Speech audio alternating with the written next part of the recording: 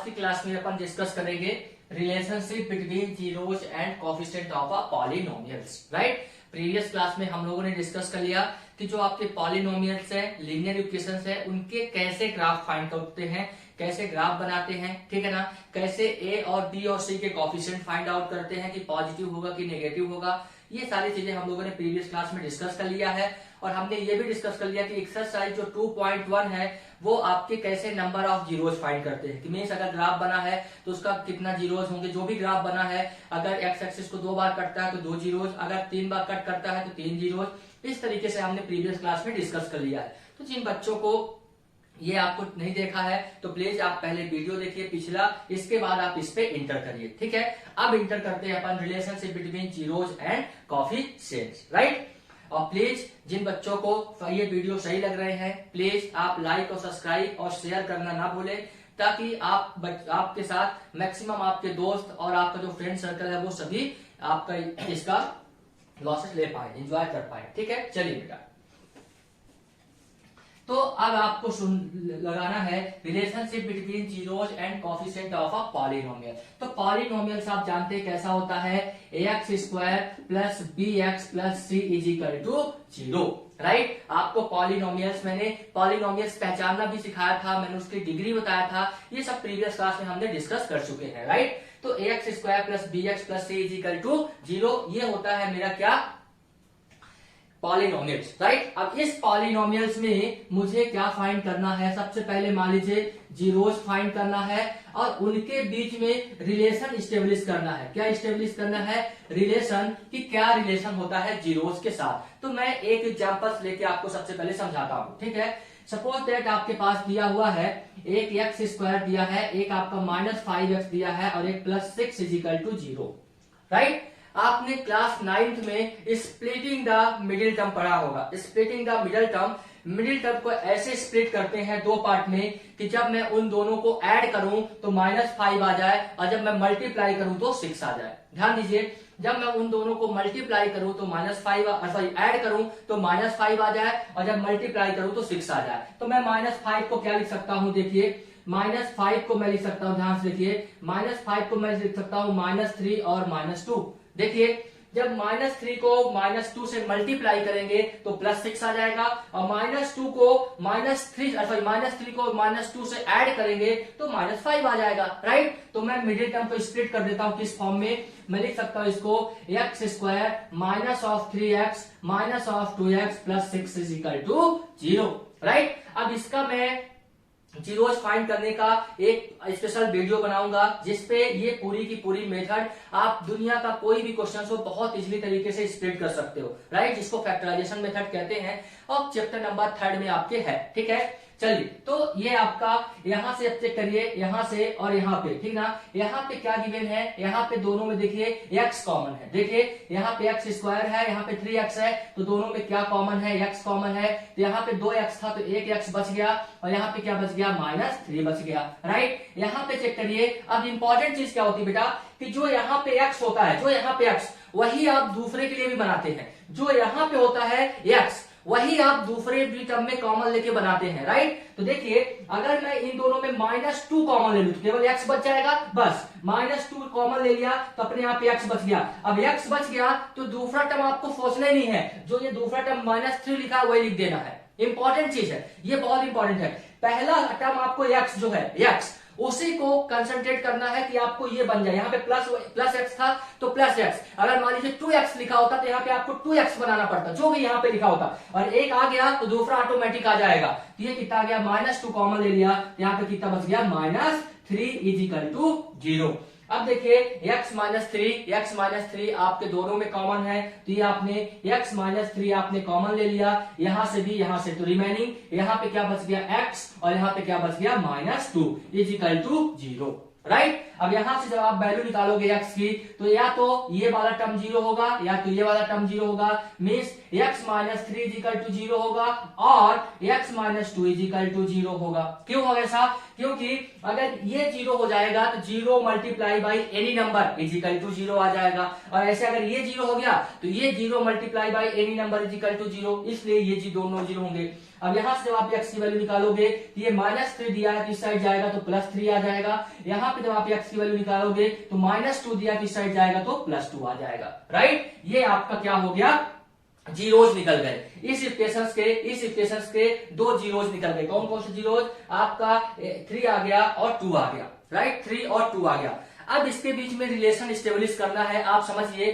तो जब भी क्वाड्रेटिक इक्वेशंस ऐसी दी रहे, इस तरीके से क्वाड्रेटिक इक्वेशंस, तो एक आपका फॉर्मूला बनता है सम ऑफ जीरोज का और प्रोडक्ट ऑफ जीरोज का। मैं दोनों बताता हूं, ठीक है ना। सम ऑफ जीरोज में लिखता हूं, ध्यान देखिए, सम ऑफ जीरोज, तो सम ऑफ जीरोज क्या होता है, ध्यान लिखिए, कोफिशिएंट ऑफ एक्स, ध्यान दीजिए, माइनस लगाएंगे और लिखेंगे coefficient of x divided by coefficient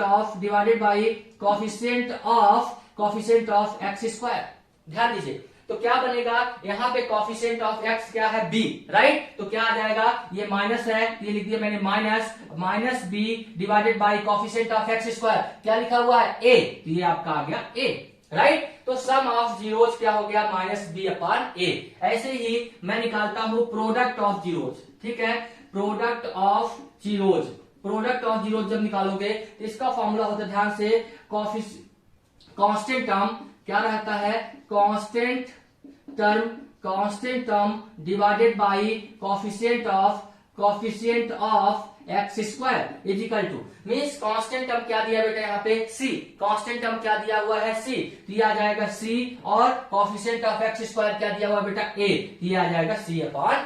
means आपको ये दो फॉर्मूले बहुत अच्छे से याद होने चाहिए, ये दोनों फॉर्मूले बहुत अच्छे से आपको लर्न होने चाहिए कि जो सम ऑफ जीरोज होता है, वो होता है minus of coefficient of x divided by coefficient of x square is equal to -b/a। Similarly product of zeros क्या होता है, constant term divided by coefficient of x square, right. अब आपने 2 जीरोज तो पहले ही फाइंड कर लिए हैं, 2 जीरोज तो पहले ही इस क्वेश्चन के फाइंड कर लिए हैं। मान लीजिए ये आपका क्वेश्चन दिया हुआ है, इसके ये 2 जीरोज है, 3 और 2 इसके क्या है, जीरोज है। तो मैं एक जीरोज को अल्फा ले लेता हूं, इस जीरोज को मैं ले लेता हूं अल्फा, और इस जीरोज को ले लेता हूं बीटा। ध्यान दीजिए, मीन्स इस जीरोज को मैंने ले लिया अल्फा, इसको बीटा, नाम दे दिया अल्फा और बीटा, बस सिंपल सा नेम दे दिया, राइट, अल्फा बीटा। तो अब मैं इन दोनों का सम करता हूं और इसके साथ रिलेशन स्टेब्लिश करता हूं। ध्यान दीजिएगा, ये क्वेश्चन दिया हुआ है, इस क्वेश्चन को मैं यहाँ पे लिखता हूं, तो क्या लिखा हुआ है, x² - 5x + 6 is equal to 0।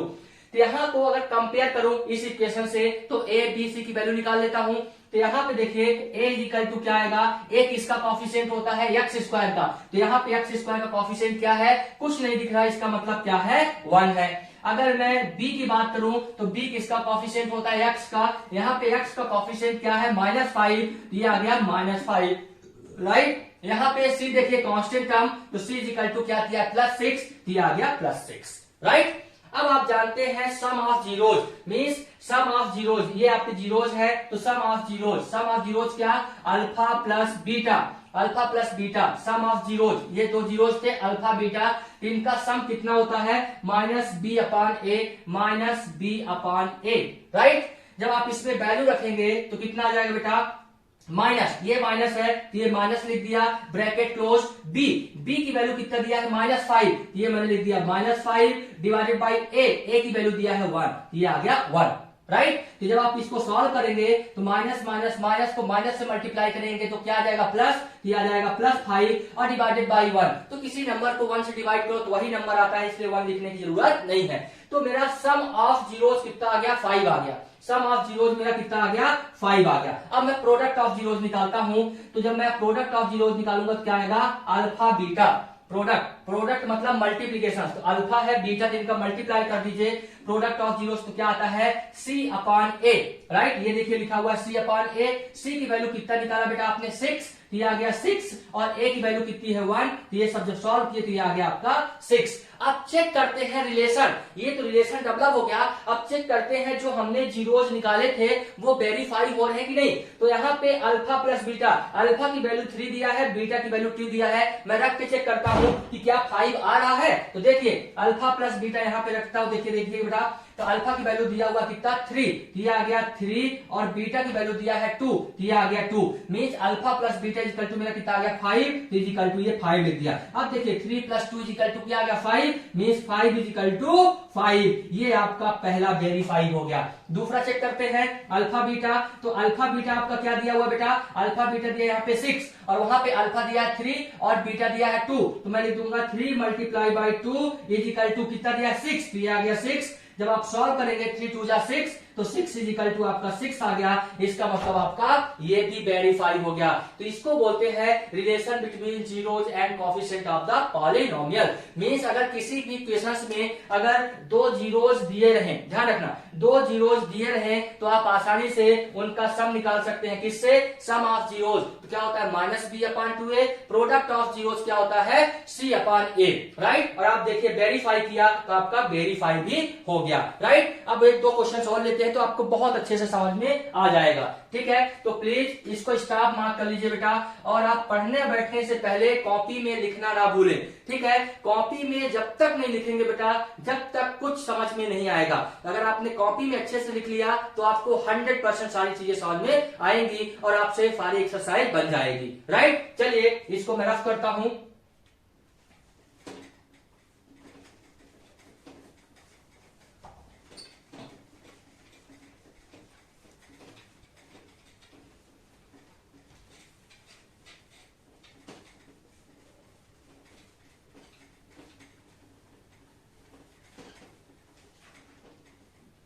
चल अब मैं एक दूसरा क्वेश्चन लेता हूं, ध्यान दीजिएगा बेटा।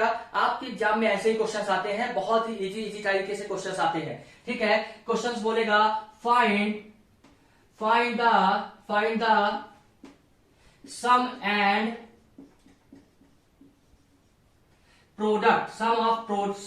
प्रोडक्ट ऑफ द इक्वेशंस, ठीक है। हमें क्या फाइंड करना है, सम और प्रोडक्ट। एक पॉलिनोमियल क्या दिया रहेगा, क्वाड्रेटिक इक्वेशंस। ये इक्वेशन दिया रहेगा, यहाँ पे लिखा रहेगा क्वाड्रेटिक इक्वेशन, ठीक है ना, क्वाड्रेटिक इक्वेशंस, ठीक है ना। ध्यान दीजिए अब आपका क्या फाइंड करना है, सम एंड प्रोडक्ट। किसका, सम और प्रोडक्ट उसके जीरोस का। Find the sum and product of a zeros of a quadratic equation, ठीक है ना। अब ध्यान देना, मान लीजिए एक लिखा हुआ है इक्वेशन। पहला क्वेश्चन मैं लेता हूं, पहला एग्जांपल्स मैंने लिखा 6x² minus of 2x plus 1 is equal to 0।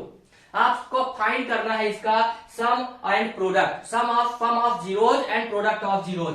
आप जानते हैं बेटा, अभी प्रीवियस क्लास में देखा है, प्रीवियस टाइम पे, कि सम ऑफ जीरोज क्या होता है alpha plus beta. Sum of zeros क्या होता है अल्फा प्लस बीटा, और alpha plus beta equal to आपने बोला सर -b/a होता है, राइट। और प्रोडक्ट ऑफ जीरोज क्या होता है अल्फा बीटा, जिसको लिखते हैं c/a। तो अब मुझे कैसे भी करके a, b और c और a की वैल्यू पता चल जाए, मैं आसानी से इसी पे पुट कर दूंगा, मेरा आंसर आ जाएगा। तो देख लीजिए यहां से आप इस इक्वेशन से इसको क्या करिए, कंपेयर करिए। किस इक्वेशन से कंपेयर करते हैं, हमेशा क्वाड्रेटिक इक्वेशंस आपकी होती है ax² plus bx plus of c, right. तो आप देखिए बेटा, यहां पे आप देखिए तो a इक्वल टू क्या दिया है, एक इसका कोएफिशिएंट है x² का, तो a इक्वल टू कितना दिया हुआ है, यहाँ पे 6 दिया है, तो ये मैंने 6 लिख दिया।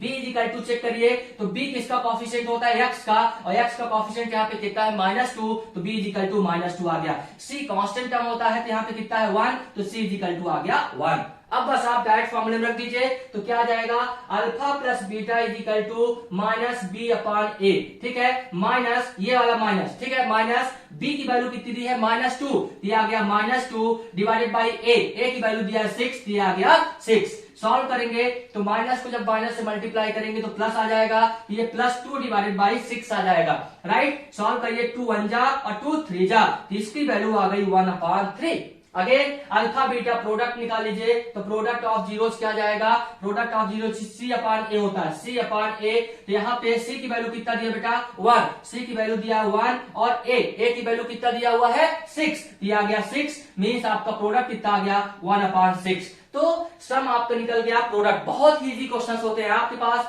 जीरोस दिए रहते हैं तो उसमें क्वेश्चंस में क्या बोलेगा, पहला कि find the sum and zeros, तो मतलब sum of zeros and product of zeros. तो सम ऑफ जीरोस का ये फार्मूला, प्रोडक्ट ऑफ जीरोस का ये फार्मूला। आसानी से फार्मूले में ए और बी और सी की वैल्यू कंपेयर कर लीजिए, ये ए बी सी की वैल्यू फाइंड कर लीजिए और डायरेक्ट फार्मूले में रख दीजिए, आपका आंसर आ जाएगा। जैसे कि मैं एक एग्जांपल सॉल्व ले लेता हूं। सपोज दैट लिखा है, सपोज दैट -2x की power 2 minus of 5x plus of 1 is equal to 0, right. अब इसमें अगेन क्वेश्चन क्या है, find the sum and product of the zeros of the quadratic equations, ठीक है। तो इसका मतलब मुझे सम फाइंड करना है, उसके लिए सबसे पहले ए बी सी की वैल्यू निकाल लीजिए। तो ए की वैल्यू जब निकालेंगे बेटा तो ए की वैल्यू कितनी आएगी, -2, क्योंकि ए किसका कॉफिशिएंट होता है, एक्स स्क्वायर का। तो एक्स स्क्वायर का कॉफिशिएंट कितना है, -2, तो आ गया -2। बी का कॉफिशिएंट कितना है, -5, तो आ गया -5। सी कितना है, कांस्टेंट टर्म, तो आ गया 1, राइट। ध्यान दीजिएगा, केवल कॉफिशिएंट वैल्यू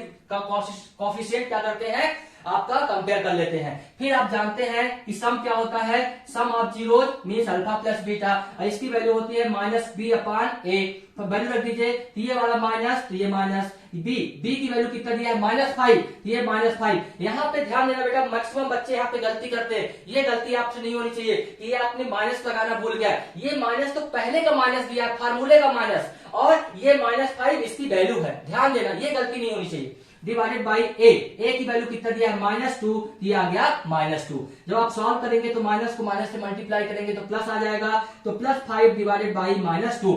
अब -2 को आप नीचे लिखिए, ऊपर लिखिए, कोई फर्क नहीं पड़ता, इसलिए हमेशा ऊपर लिखते हैं। तो कितना आ जाएगा, -5 डिवाइडेड बाई 2, ये आपका हो गया आंसर अल्फा प्लस बीटा का। अगर आप अल्फा बीटा की वैल्यू निकालेंगे प्रोडक्ट, तो क्या होता है आपका C/A, राइट। सी की वैल्यू कितना दिया बेटा, यहाँ पे 1, ये आ गया 1, और ए की वैल्यू कितना दिया, -2, ये आ गया -2। इज इक्वल टू सॉल्व कर लेंगे तो माइनस नीचे लिखिए, ऊपर कोई फर्क नहीं पड़ता, ये आ जाएगा आपका -1 डिवाइडेड बाई 2, ये आपका आंसर आ गया, राइट। तो ये क्वेश्चंस तो बहुत ही इजी होते हैं कि मींस किसी भी आपके किताब बुक में दिया हो कि आप क्या करिए, sum of zeros and product of zeros find करिए। बस आप ए बी सी की वैल्यू कंपेयर कर लीजिए, अब बस डायरेक्ट फार्मूले में रख दीजिए और आपका आंसर आ जाएगा, राइट। क्लियर है यहाँ तक सभी को? मैं उम्मीद करता हूं कि ये आपको बहुत अच्छे से समझ में